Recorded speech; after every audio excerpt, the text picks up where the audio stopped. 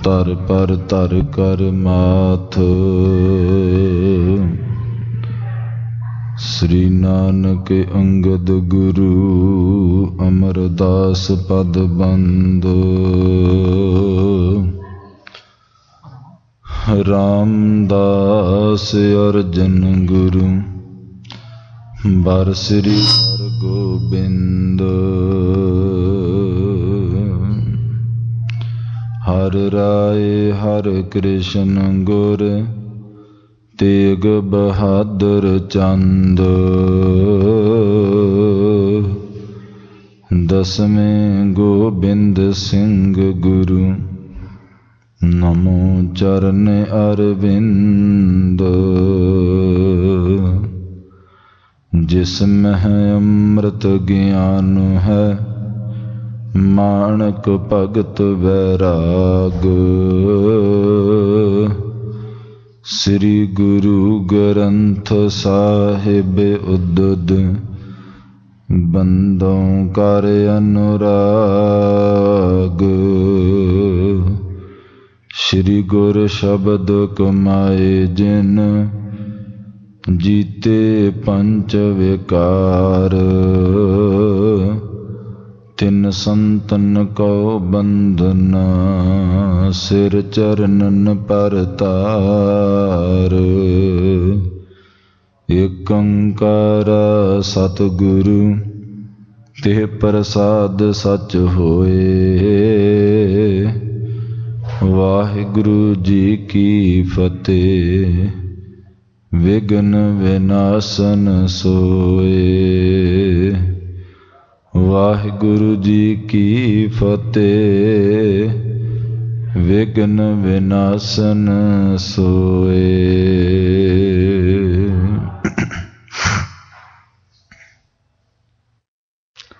पतित पावन भगत वत्सल गरीब नवाज कृपा दे खजाने अमृत दे सोमे चवर छत्र तख्त दे मालक श्री गुरु ग्रंथ साहिब महाराज साहिब जी दी पावन पवित्र हजूरी अंदर जुड़ मिल बैठी गुरु प्यारी गुरु सवारी खालसा साध संगत जीओ। सतगुरां दी महान बख्शिश रहमत दा सदका संध्या समय दे पावन सुंदर दरबार सज्जे ने। सतगुरु पातशाह महाराज साहब जी ने रहमत कीती है नित दी मर्यादा अनुसार सोदर रहरास साहब जी दे पाठ होए ने, आरती दे कीर्तन होए, होर रस पिन्ने शब्दां दा कीर्तन सरवण करके लाहा प्राप्त कीता है। वड्डियां भागां वाले हाँ, सत संगत करन दा सुभाग मिलिया। इसे अस्थान ते चल रही लड़ीवार श्री गुर प्रताप सूरज ग्रंथ दी कथा जो परम पदवी नूं प्राप्त कराउण वाली है, मुक्ति दी थां है, जीवन दा श्रेष्ठ मार्ग है, जीवन दे हर पहलू तो सिक्ख्या देण वाली है। वो सतगुरु पातशाह जी ने बख्शिश करके रहमत करके सानू ये बख्शिश दिती है। उत्थे होर वड्डे भाग ने साडे समुचे जगत दे अंदर अज 545वां नानक शाही संमत साल जो आरंभ होया चेत दे महीने तो समुचे सिख जगत नूं गुरु नानक नाम लेवा सिख नूं इस नवें साल दी लख लख वधाई होवे। श्री गुरु नानक देव सच्चे पातशाह महाराज अपने चरनां दे नाल जोड़ के रखण नाम दा पल्ला पकड़ाई रखण। ये जिंदगी, ये जीवन भवजल संसार तो पार लंघ सके। असीं भी गुरु चरनां दे नाल जुड़ करके मिले हुए जीवन तो कुछ लाहा प्राप्त कर सकीए। सो श्री गुरु नानक देव महाराज साहब जी ने जीवन दियां 12 ही कंडीशनां ने, 12 ही रासां ने। ऐ कह लो सूरज दे 12 ही घर ने,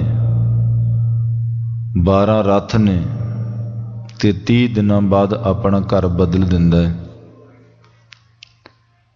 30 दिनां बाद अपना रथ बदल दिंदा है। 30 दिनां बाद अपनी रास चेंज कर दिंदा है। उस दिन नूं चंगे माड़े ग्रहां दा दिन मन्निया जांदा। ते ये दिन जिहड़ा अज दा दिन है, संगरांद दा दिन है, ये संस्कृत भाषा दा शब्द सी संक्रांत। संग दा अर्थ हुंदा भली प्रकार, क्रांत दा अर्थ हुंदा क्रांति आउणी, तब्दीली आउणी।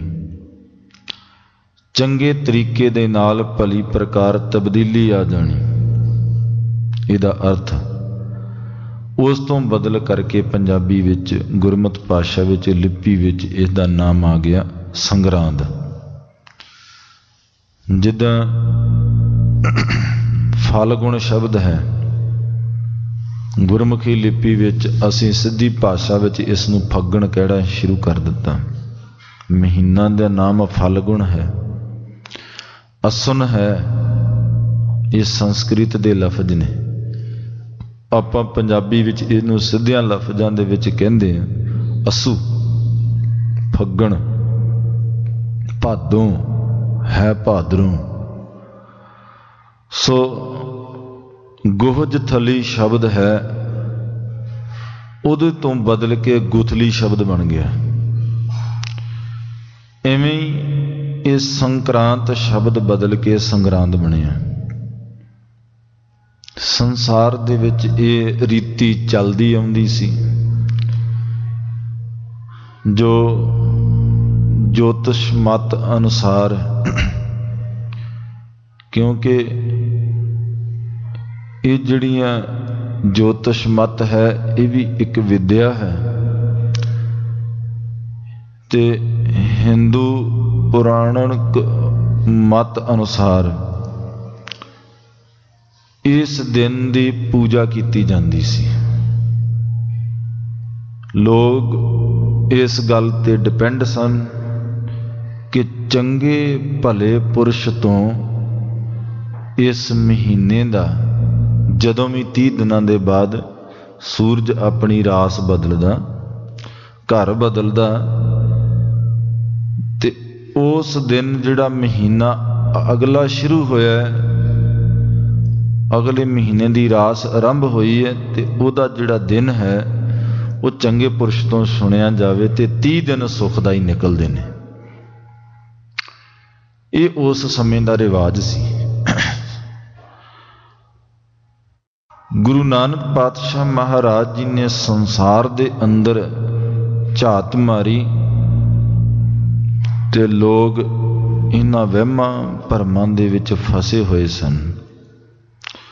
सतगुरु पातशाह महाराज साहब जी ने उन्होंने तोड़िया नहीं, क्योंकि महाराज की जुगती कदे भी तोड़न वाली नहीं आई। उसनों जुगती दे के ते जोड़ दिता, पर उहदे विच तब्दीली करा दी, तब्दील जरूर कर दिता।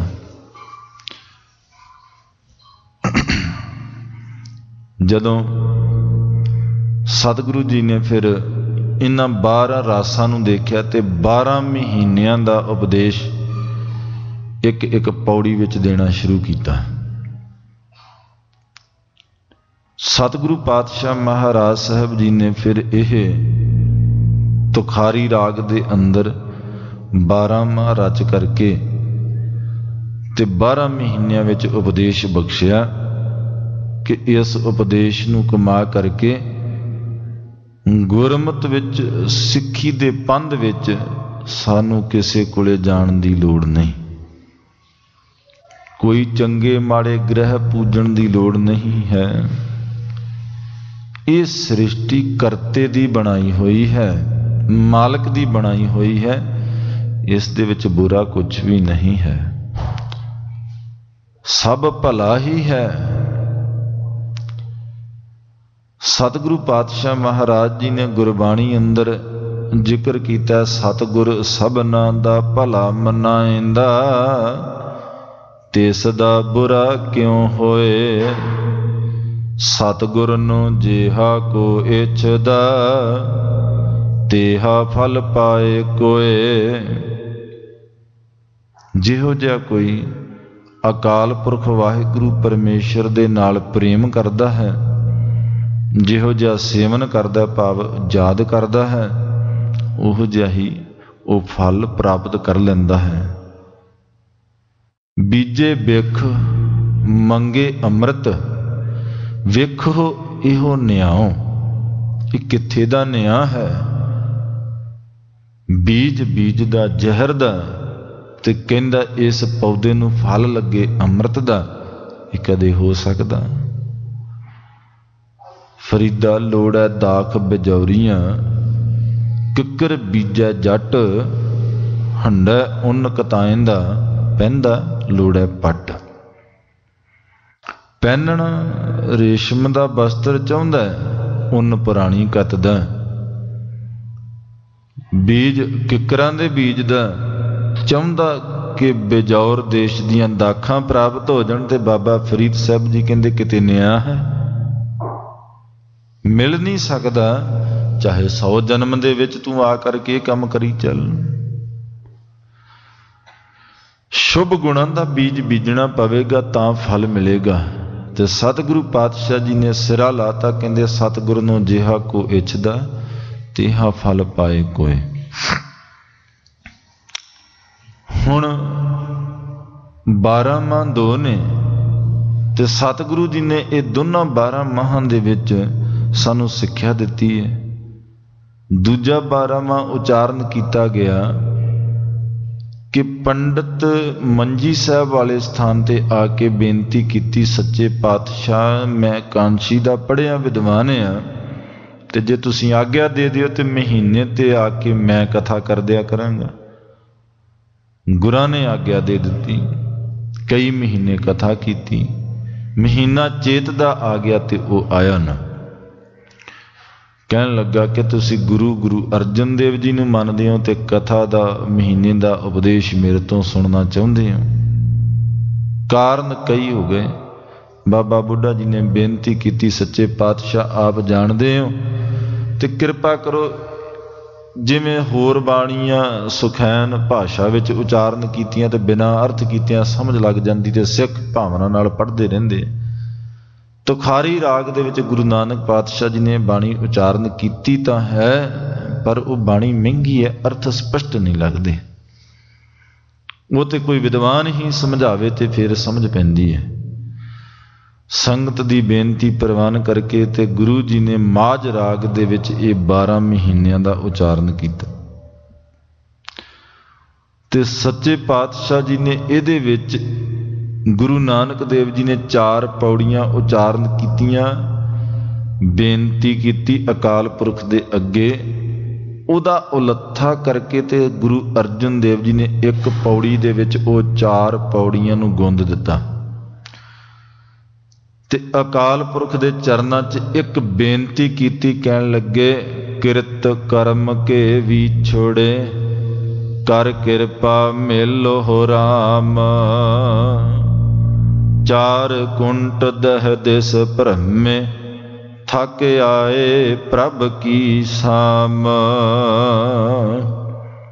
ਆ ਬੇਨਤੀ ਹੈ। ਸੱਚੇ ਪਾਤਸ਼ਾਹ, ਇੱਕ ਹੁੰਦੀ ਪਿਰਤ ਤੇ ਇੱਕ ਹੁੰਦੀ ਕਿਰਤ। ਪਿਰਤ ਉਹ ਹੁੰਦੀ ਹੈ ਜਿਹੜੇ ਵੱਡੇ ਪਾ ਜਾਣ, ਜਿਹੜੀ ਲੀਹ ਪਾ ਜਾਣ, ਉਹ ਹੁੰਦੀ ਪਿਰਤ ਕਿ ਇਸ ਲੀਹ ਦੇ ਉੱਪਰ ਤੁਰਿਆ ਆਉਂਦਾ। ਇਹ ਪਿਰਤ ਪਈ ਆਉਂਦੀ ਹੈ। ਕਿਰਤ किसे दी नहीं पैंदी, किरत अपनी आप ही पैंदी है। जिहो